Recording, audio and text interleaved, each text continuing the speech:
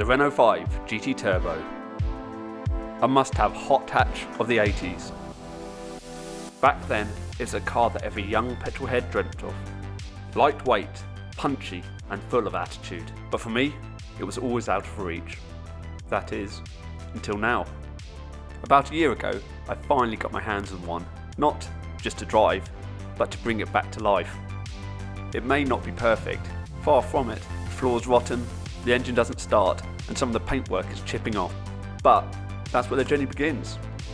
We've already torn the car down, pulled the engine, and built it from ground up. Now, it's time to tackle what's left. The rust, the rot, and everything that's hiding under the floors, under the sills. This is one of the grittiest parts of the build. Cutting out the corrosion, just to see how bad things really are. You cannot miss this episode. Welcome back to Renault 5 Rebuild. This is where the jack points go, and they have been replaced on this car with non-jack points.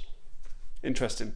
Got and purchased some replacement jack points from Mike at Renault 5 Turbo Spares, which we will weld into here. However, as you can see, we started attacking this one here to cut out to see exactly what's going on the other side, because they've just put a replacement panel this side as well.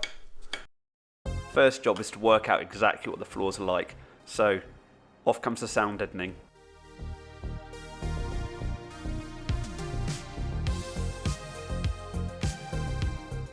Then to the underside of the car, using that non-woven preparation wheel to see exactly what the metalwork's like.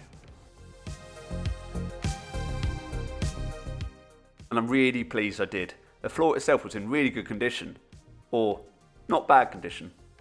One or two large, obvious holes, and then one or two smaller holes that are actually hidden by the underseal.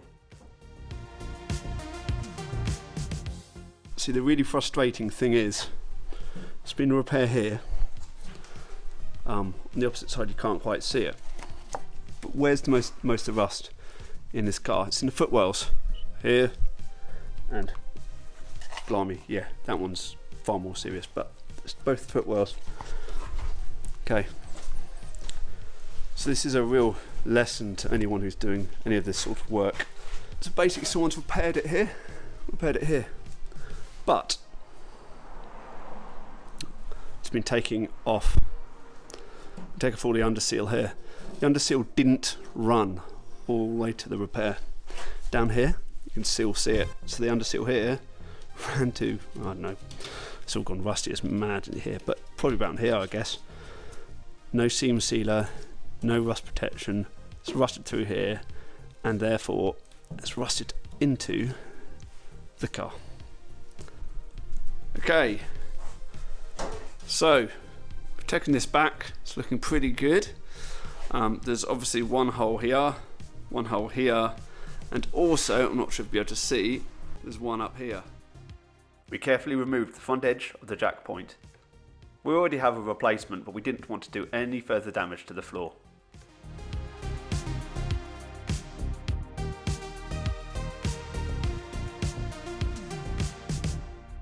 Pause slightly. So it was a bit chicken and egg in regards to cutting out the bottom and also the sills. I say chicken and egg because the bottom part of the metalwork joins the sill here. I was wondering if the sill was going to be okay, because although slightly bumpy, didn't know if it was rusty or what. However, here we go. We started to start sanding it down, and then we found look at that, look how deep that is. It's all Bondo. So not sure if this is original, could be original. It's very, very bumpy and it needs to be replaced. The floor actually attaches up here, so it would make more sense if I actually had the replacement with us here. So this weekend I'll order a replacement for that. So what we're going to do now is still look at cutting out that part of the floor, because it sort of shows us ish what we're doing next. Little by little, small step, small step. Right, time to start cutting out this next part.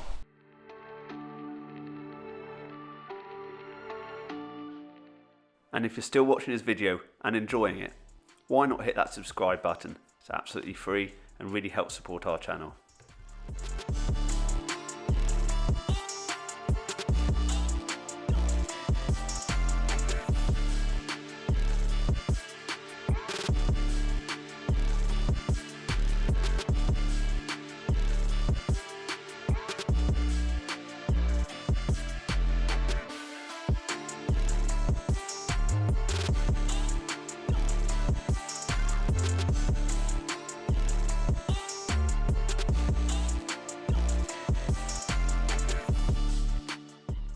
After we cut out this part here, we realised that we really needed to weld onto something solid, which meant that I had to purchase some sills here from Mike at Renault 5 GT Turbo Spares. So big shout out to him again, who shipped these fairly quick out to myself.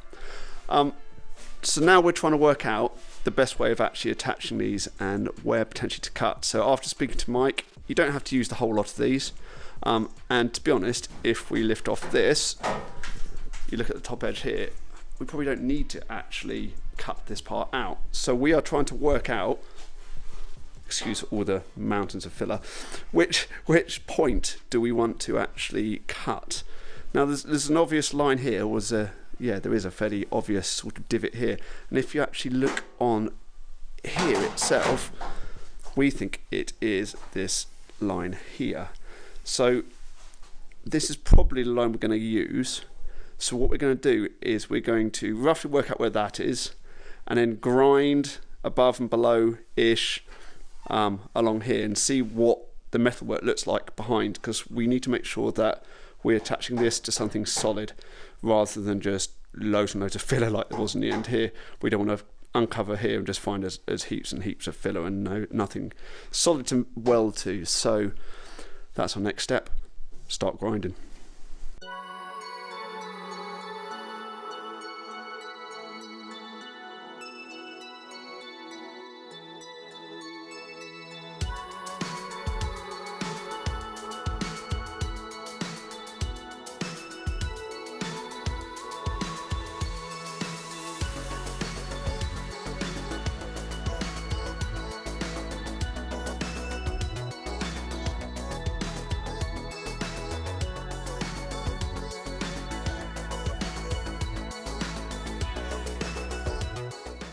This is our plan of action.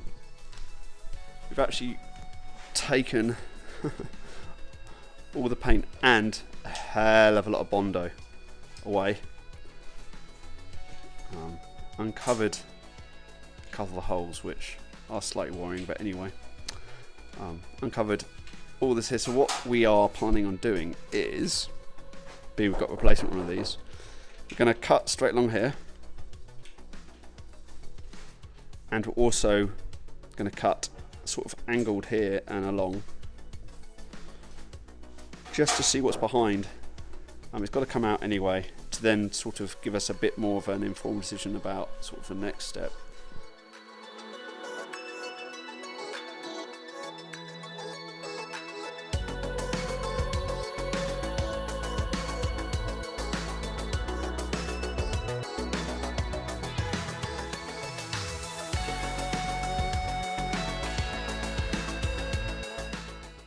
Panel cut, so we'll take it out now. Let's see. We've got I'll probably put them back. Should have shut the drawer earlier. Let's see what we've got behind. Look at it wobble.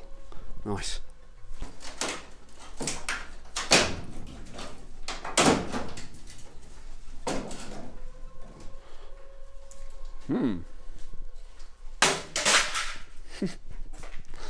Oh man, look at this.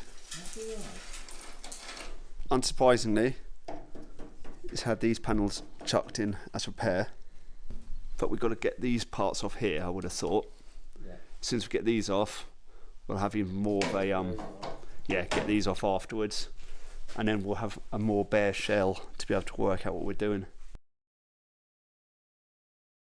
What's this show? A mess. What's happened, I think, is the inner seal, what is solid up here, further down wasn't, so they've gone and replaced it with this, but when they've replaced it, they haven't actually undersealed it, which meant that as soon as water's got in it, it started rotting again straight away. I think that's probably the issue. So under here, well, you can see you just got holes like this. So what we're probably going to have to do, or what we are going to have to do, is take this off. So then we're back to original. And then work it out with our own new inner seals. You're going to have to trust me, but I'm putting my hands up inside, and up here, so I won't be able to get an angle, isn't rusty. So that's the actual original car part here, isn't rusty.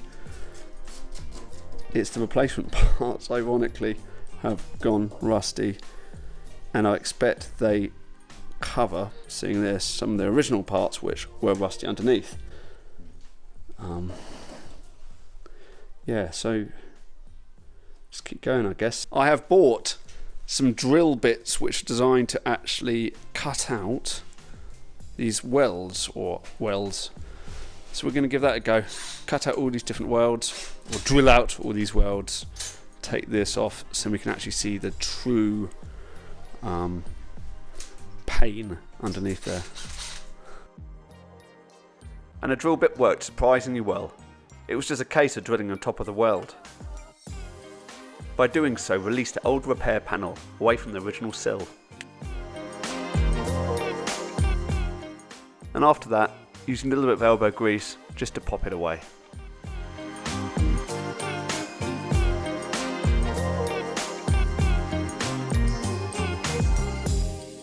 Removing the previous repair brought us back to the bare metal.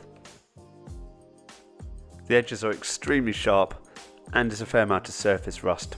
So what we really needed to do next was give it a massive clean.